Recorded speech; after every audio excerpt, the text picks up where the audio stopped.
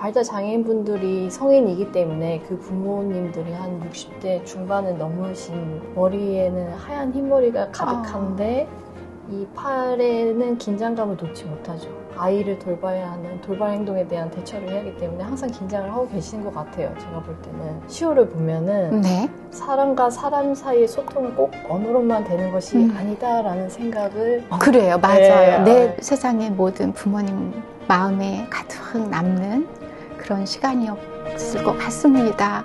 안녕하세요. 오늘은요.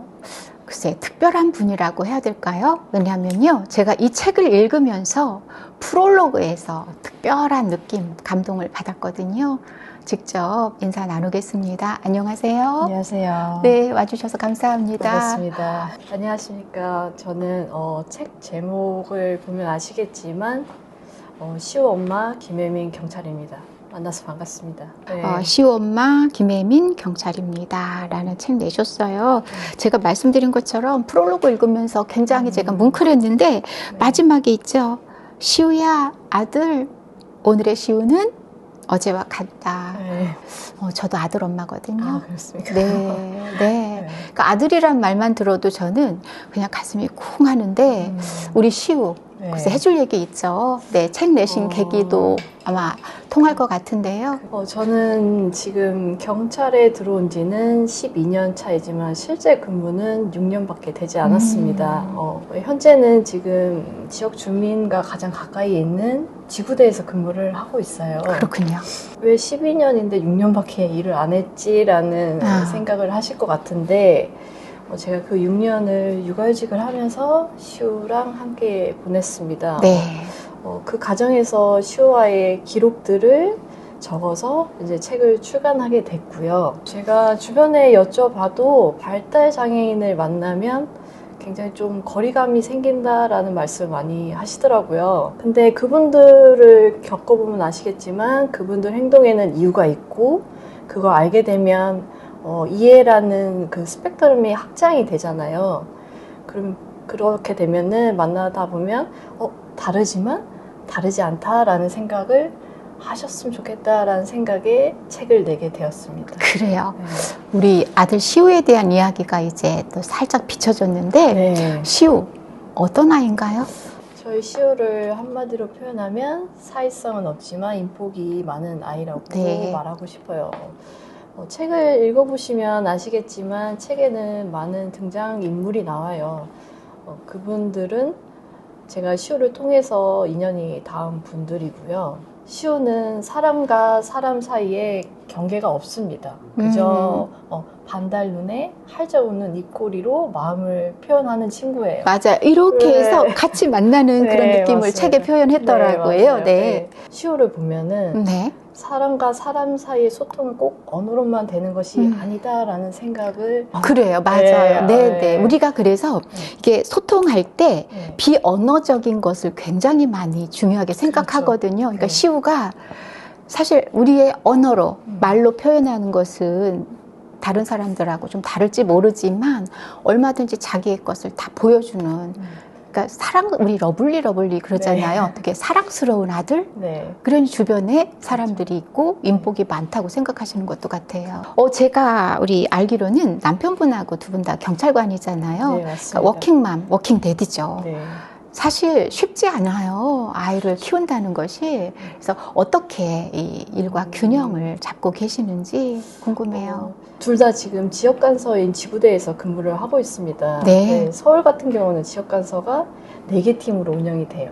그래서 부부가 서로 팀만 다르면은 아이들이 느끼는 공백은 사실은 없어요. 부부 사이에 공백은 사실은 좀 있을 수는 있지만 저는 좋습니다.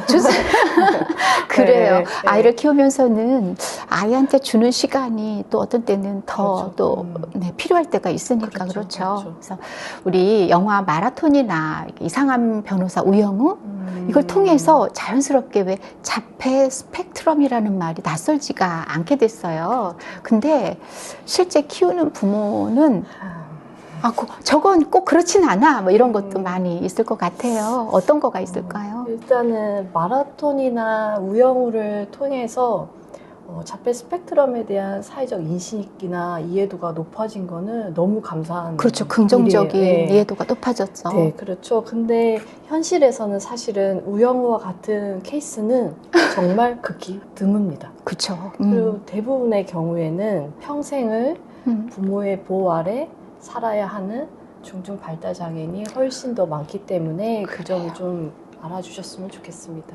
네, 부모의 평생 돌봄이 네. 필요하다. 네, 그렇죠. 그런데 이 부모의 평생 돌봄뿐만 아니라 그 아이는 사회 모든 사람들의 평생 돌봄이 필요하다는 얘기거든요. 그렇죠. 국립재활원 장애인 건강보건 통계가 있는데 여기에서 자폐성 장애인 사망 평균 연령을 보고 놀랐어요. 네, 맞습니다. 23.8세. 근데 그 원인이 또 더 충격적이었어요. 고의적 자해라고 하거든요. 근데 이 극단적 선택이 대부분 가족에 의해서 이루어진다. 저 너무너무 마음이 아팠었습니다. 18년도에 그 경비 경찰로서 집회 현장에 있었거든요. 그때 이제 많은 발달 장애인 분들을 뵀는데 그 선두에 서서 하셨던 말씀이 자녀보다 하루만 더 사는 게 소원이다라는 말씀을 하셨어요. 그래요. 네, 근데 그런 분들이 이 돌봄이라는 그 현실에 이제 가혹하잖아요. 사실은 평생을 돌봐야 되니까. 그러다 보니 어느 순간 그 장애가 있는 아이와 함께 생을 마감하는 일이 종종 발생합니다. 그런데 이거는 사실 개개인이 해결할 수 있는 일은 아니라고 생각을 해요. 네. 비판적으로 들리실 수도 있지만은 가장 이상적인 거는 발달장애인 당사자가 태어나고 자라는 그 환경에서 주체적인 삶을 계속 이어나갈 수 있어야지만 이 문제가 해결되지 않을까 생각을 해요. 국가적 지원이 많이 필요한 부분인 것 같습니다. 네, 맞아요. 우리가 물심양면이라는 말을 하잖아요. 그렇죠. 국가적, 사회적으로 그리고 인식 차원에서도 정말 끝없는 지지가 필요한 것이 바로 이 부분인 것 그렇죠. 같아요. 맞습니다. 그래서 통계를 보면 볼수록 이거 진짜 전혀 뭔가 되지 않고 있구나. 이 자료를 보면은요. 여전히 부모님의 몫이에요. 그렇죠. 그 가운데에서도 특히 네. 어머니의 몫이 크다는 거가 있는데 어떤가요? 시온에는 특히 어떤 부분에서 좀 더 어려움을 겪고 있는지 아니면 더 괜찮은 부분이 있는지도 좀 얘기해 주시고 또 바깥에서 더 이런 것들이 현실적으로 더 지원이 돼야 될 것 같다라는 것이 떠오르면 좀 말씀 좀 해주셨으면 좋겠어요. 일단은 앞서 얘기했듯이 저희 부부는 사실 교대로 근무를 하기 때문에 네. 그나마 돌봄이 잘 되고 있고요. 그리고 활동 보조 지원 그 시스템을 통해서 선생님 보조를 받고 있어요. 그래도 잘 유지가 되는 편이에요. 그러나 이제 주변에 다른 장애 당사자 보호자를 만나면은 아이의 장애를 인지하는 순간부터 어쩔 수 없이 경력이 단절됩니다. 왜냐면 제가 자신이 돌보지 않으면 이 아이를 돌볼 전문 인력이 없기 때문이죠. 그래서 이런 부분은 사실은 어느 한 부서에서 해결할 수 있는 건 아닌 것 같아요. 여러 관계 기관들이 함께 논의하고 협업해야지만 해결될 수 있지 않을까라고 생각을 합니다. 그래요. 부처가 나뉘어서 네. 전문성이 있을지 모르지만 그래서 또 그 사각지대가 생기는 그렇죠. 것이 대부분의 제도이기도 한데 말씀하신 것처럼 이게 유기적으로 잘 협업이 되어서 이게 지원이 이루어지지 않으면 오롯이 가정에서 부모님의 역할, 그 가운데서도 엄마의 역할에만 이게 의지를 하다 보면 사실 가정 자체가 제대로 유지될 수가 없어요. 그러니까 해체가 될 수 있는 거고, 그러니까 불행의 가속도가 더 진행이 되는 거잖아요. 그렇죠. 네, 이 이야기가 좀 많이 전달됐으면 좋겠고요. 우리 아들 시우와 함께 네. 지내면서 좋았던 거, 슬펐던 거, 가슴 아팠던 거 이런 거 있으면 좀 함께 해주시죠. 저희 시우 같은 경우에는요, 이제 감각이 불균형해서 오는 불안이 굉장히 높은 케이스예요. 저희가 느낄 때 이 불은 그냥 밝다라는 선에서 끝나지만 저희 시우한테는 이게 1초에 60회 이상 반짝반짝 하는 시각적 자극으로 다가오고 네. 그 청각도 예민해서 지하철 같은 거 타기도 조금 힘들어요. 근데 이제 그런 불안이 사실 6살 때 가장 좀 심했었던 것 같아요. 제 기억에는. 잠자리에 들어갔는데 갑자기 엎드려서 움직이질 않더라고요. 그게 한 100분 넘게 유지가 됐던 걸로 기억을 해요. 그래서 너무 속상해서 막 이렇게 세우려고도 했고 안아주기도 하고 괜찮다 해도 이 웅크린 자세가 풀리지가 않더라고요. 기다려줘야 되나요? 예, 그렇죠. 그렇구나. 그래서 제가 할 수 있는 건 사실 기다리는 것밖에 없어요. 이 아이가 네. 스스로 조절하고 안정을 찾을 때까지 기다려야 되는데 그 2시간 가까이 시간을 그냥 제가 아무것도 할 수 없다는 게 그래요. 너무 슬프더라고요. 그런데 아무것도 하지 않는 것도 도움이 될 것 같아요. 이제 부모교육 전문가로서 제가 이제 많은 책을 내면서 부모의 반응 얘기를 많이 하는데 그럴 때 이제 이런 말만 안 하셔도 돼요. 그냥 아무것도 안 하시는 게 최선이라는 생각이 든 게 왜 그래? 그쵸? 네. 이거는 왜 그래라는 말로 설명할 수가 없는 어떤 반응이거든요. 그쵸. 그래서 부모의 역할 가운데 굉장히 어려운 게 바로 기다려주는 건데 기다림이 참 유독 많이 필요한 우리 시후. 그렇죠. 네, 그렇군요. 발달장애 든 부모님들한테 전하고 싶은 얘기, 사회에 전하고 싶은 메시지 말씀해 주시면 큰 도움이 될 것 같아요. 알겠습니다. 제가 근무하는 곳에서는 성인 발달장애인 신고가 사실 좀 간혹 있습니다. 네. 그런데 이분들은 사실 중증인 경우가 많고요. 현장에 가면 제일 처음 맞이하는 분이 부모들이죠. 네. 그래요. 근데 그 부모, 이제 발달장애인 분들이 성인이기 때문에 그 부모님들이 한 60대 중반을 넘으신 나이대 같아요. 가보면 머리에는 하얀 흰머리가 가득한데 이 팔에는 긴장감을 놓지 못하죠. 아이를 돌봐야 하는 돌발 행동에 대한 대처를 해야 하기 때문에 항상 긴장을 하고 계시는 것 같아요. 제가 볼 때는.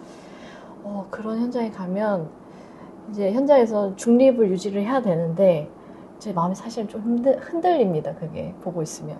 그래도 최대한 법과 절차에 의해서 해결을 하고 대신 집으로 돌아오면 그 애잔함이 여전히 계속 남아있죠. 네, 그렇군요. 저도 그 현장에서 마치 있는 것 같은 그 애잔함은 부모라서 또 갖는 거고, 그쵸? 또 시우 엄마는 더 그것이 오래오래 남을 것 같고요. 일단은 발달장애 아동과 그 부모님의 일상이 그려집니다.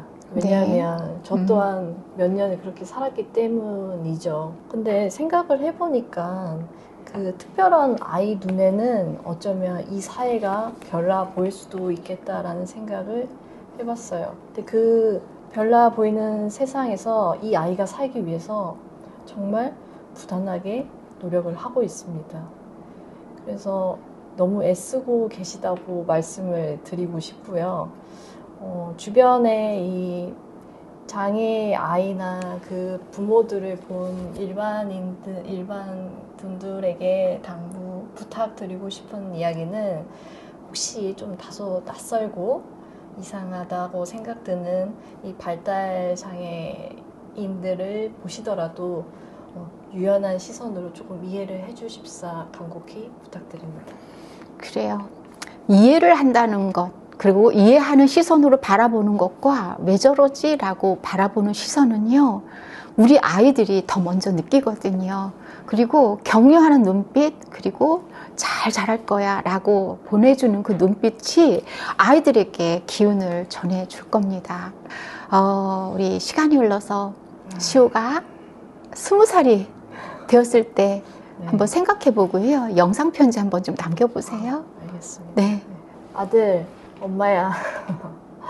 너가 10살 어느 밤에 엄마랑 약속했던 거 혹시 기억할지 모르겠어. 그날 밤 시우가 엄마 머리에 있던 흰머리를 처음 발견해서 속상했는지 할머니 나라로 가지 말라고 했던 약속 기억나지? 엄마도 그 약속 지키려고 진짜 하기 싫은 운동 열심히 하고 있어. 우리 시우도 수영 오늘 잘 갔다 왔지? 엄마는 그날 밤에 많은 생각을 했었던 것 같아. 우선적으로 우리 시우랑 오래 건강하게 살기 위해서 운동을 열심히 해야겠다는 생각을 첫 번째로 했고, 우리 시우의 순수한 세상을 지켜줘야겠다는 다짐을 했던 것 같아. 끊어가도 되죠? 네. 20살이 된 지금도 여전히 동네 앞에 놀이터에 가가지고 그네를 타고 그 옆에 편의점에 들러서 아이스크림 하나를 사서 집으로 돌아오는 너의 모습을 지켜보면 엄마는 너무 감사해. 너가 행복하게 사는 것 같아서. 그리고 끝나가겠어요. 엄마는 너의 느린 세상이 존중받기 위해서 열심히 노력할 거야. 시우가 말하는 우리 동네에서 행복하게 잘 살길 바랄게. 아들 사랑한다. 네. 제가 그러지 않아도 이 인터뷰 마치면서 이걸 읽어주고 싶었거든요. 에필로그. 나는 시우의 느린 세상이 존중받길 바라며 오늘도 시우의 속도를 따라 걸음을 맞춰가는 중이다. 사랑한다, 아들. 네. 그냥 이걸로 충분할 것 같아요. 오늘 세상의 모든 부모님 마음에 뭔가 가득 남는 그런 시간이었을 것 같습니다. 제가 드리고 싶은 얘기는요, 건강하시란 얘기. 감사합니다. 네. 운동 열심히 하겠습니다. 네. 그래서 오래오래 함께 행복하시기를 바라요. 나와주셔서 감사합니다. 시우야, 안녕. 언젠가 만나길 바래. 네. 감사합니다. 네.